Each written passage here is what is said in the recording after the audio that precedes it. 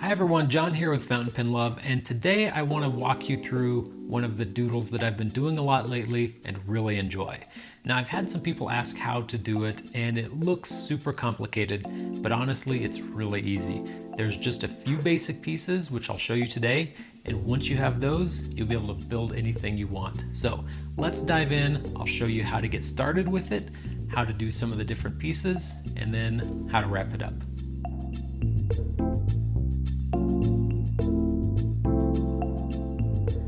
Okay, so what we're going to be doing today is a doodle similar to this. Now, I think one of the reasons people think it's so complicated is it has all these different lines that seem to overlap and interlock, and if you just sat down and tried to draw this and didn't have a plan, it would be very difficult, especially if you don't know what you're doing. This one day I actually just sat down and drew. I had no real starting point, I had no idea what I was doing, and I ended up with this. And then I kind of went through, did a few other versions. You can see in this one, in places like here, these three lines come through and then don't continue over here. There's some that just come out of nowhere here. So there's a lot of incontinuity where there's basically lines that don't connect. Eventually, I wanted to start trying to connect more lines. This was my second try. Again, not too many connecting lines. My third one, this one I really tried to make these connect. So this comes through and connects here. These connect, this connects, these connect. There's a lot more connection going on. There's still some misses here and there, but overall, I've kind of come to a point where I have all of my lines connecting. I still really like the look of this one here, just because it's so full and curvy and rich. But basically what we're gonna do is I'll just show you the basics of starting to do something like this. So let's flip to a blank page and get started. So the pen that I'm using, this is a Cross ATX with the medium nib. Not the most flashy pen, but I love it for doodling. It's got a nice wet nib on it. Works really well. It's a good weight, and it's just one of my favorite go-tos whenever I want to doodle something. So to start with, basically you want to draw three lines. And if you'll notice, pretty much all of these different patterns have three lines. That's kind of what I went to. So we're going to go three parallel lines. So you can start out by just drawing 1, 2, 3. And that's it. They should all be about the same length. They should all be about the same space apart. And granted, it takes a while to really get some practice and have consistency in your spacing, in your size, everything like that. But be patient. Even if you don't, it's not a big deal. As long as you're having fun, that's all that matters. So once you have these three lines, typically I just draw three more across the top. So I go 1, 2, 3. So now we more or less have what looks like a T shape. And from here, we can do a few different things. We can go over here and add three more lines if we wanted to. 1, 2, 3. And that will happen from time to time where your line will just get off, maybe collide with the other one. Don't worry about that, not a big deal. Or we can also take this through here and extend these. Now typically what I like to do is I'm not a very good aim when I come down.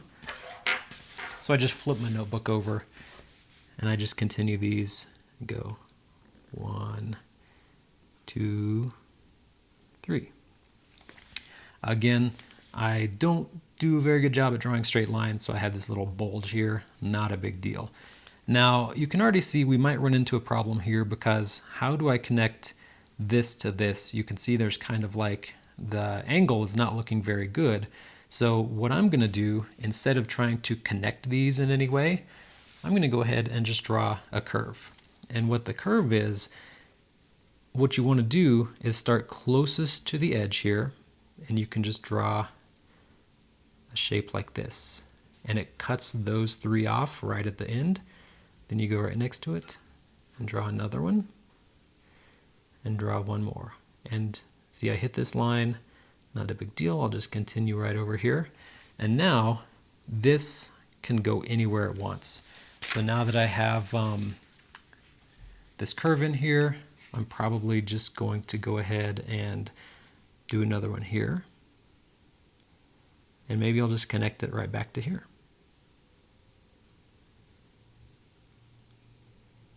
And you can see how this works now. We just basically have lines that are going to start connecting with each other. This one pretty obviously should come through here. And now we have it looking like it's going behind here. And look at this. I can come bring this down to here and connect it up with this line here. So we start to have this, this is going under and over and weaving through, and then we're going to take this and just kind of extend it out here. And the way I typically do this, I just end up working on sections. So I'll start going out and going this way and say, oh, I still have this, all this that I haven't even touched yet, so I'll come back over here and start doing stuff over here. And it just kind of grows organically out of the middle, which I started with just this intersection, this T here. Now let's say you wanted to do something else, add a little variety in here. One thing that you can do is add kind of like a donut. And so it's basically like you're doing this part here, but you just wrap it around. And so you can go and do that.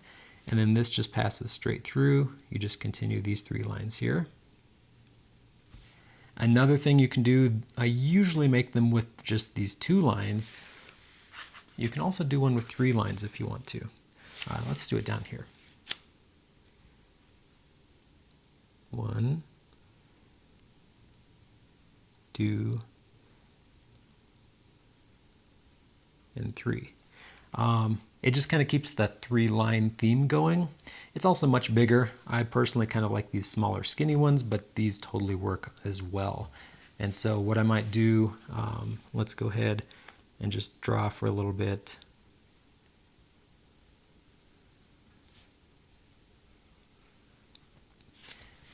We can take these and extend them out here. Let's see if I spin it this way. And I do end up spending a lot of time kind of just rotating my notebook, so I for some reason just pull towards myself. That's how I do the best.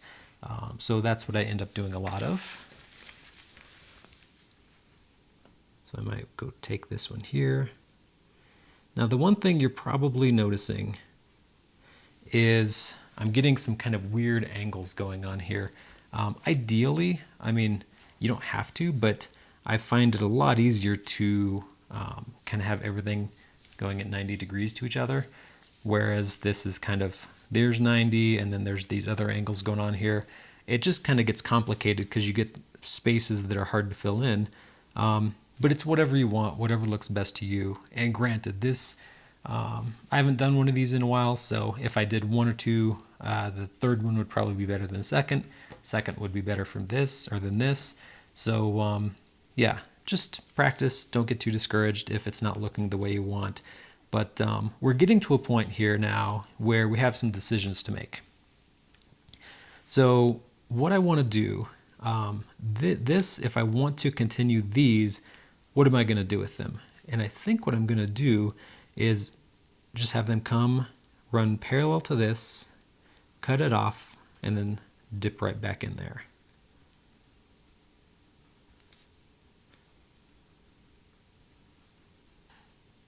Okay, now I have an issue up here because I have these tiny little stubs sticking out and no way really to cover them. So I think what I'm just going to do is make this tiny little, like a cap here.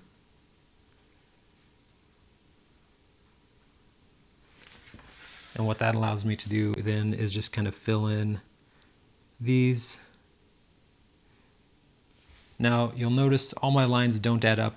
That's okay. Once you kind of fill this in, it looks like it adds up. And look, these just connected up to here, and we're filling in this empty space in here. What I do enjoy doing is, at a certain point, I like filling in this empty space with ink. And that really gives it a lot more volume, a lot more body. So I'll typically look for these little places where I know I'm not going to put anything else in, fill it in with ink, and it's almost like a shadow in there. Really makes it have some depth. These little weird triangles I probably won't do anything with.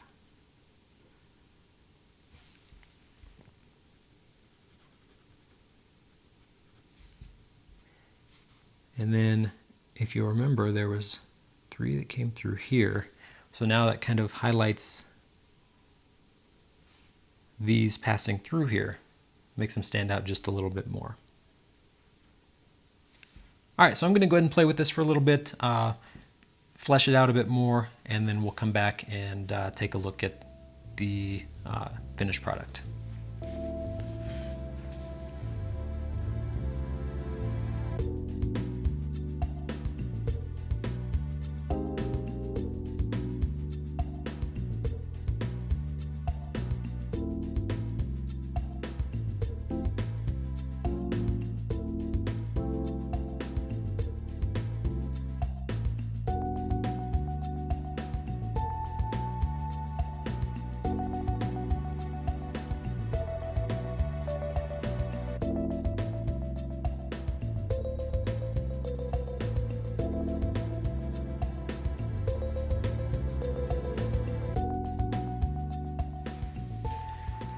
Okay, now one thing I want to point out is that you'll notice when I connected these two, you always want to go from inside to inside and outside to outside.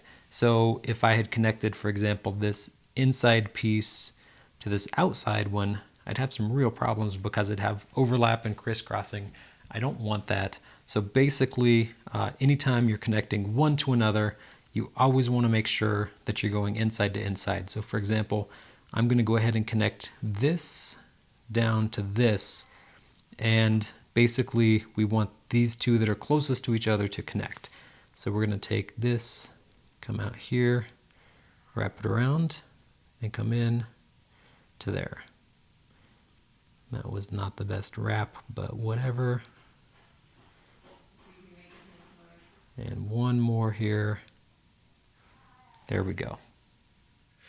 Now, one thing I want to point out is if you have a piece up here that's kind of going off into nowhere and you don't know what to do with it, do like when we started and just draw another T. There is nothing wrong with just kind of starting a new joint here, and now you can pass through if you want to. You can get this to loop around, come back in here.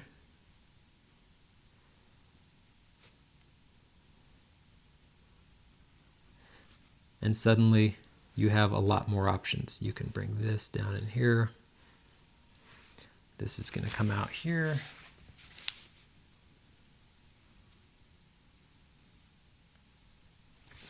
And now you have all these different connections that you can play with. So these will extend on through here. This can come up and across. And FYI, all I'm doing here is making stuff up as I go. So I have zero plan. I have zero forethought put into this. I just kind of look at directions, look at where things could connect, and then just make it happen.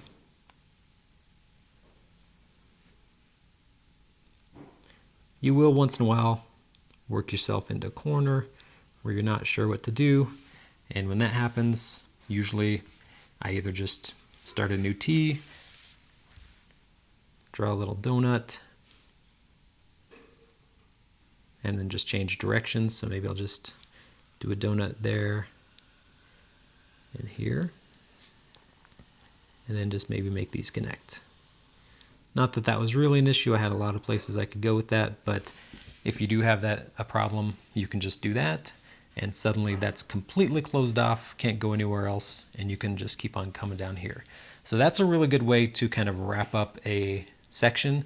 If you want to just stop and don't want to extend it any further, just draw a couple donuts like I did here or here and connect them, and suddenly you have this nice closed loop that can't go anywhere else, and then you can just focus on places like up here.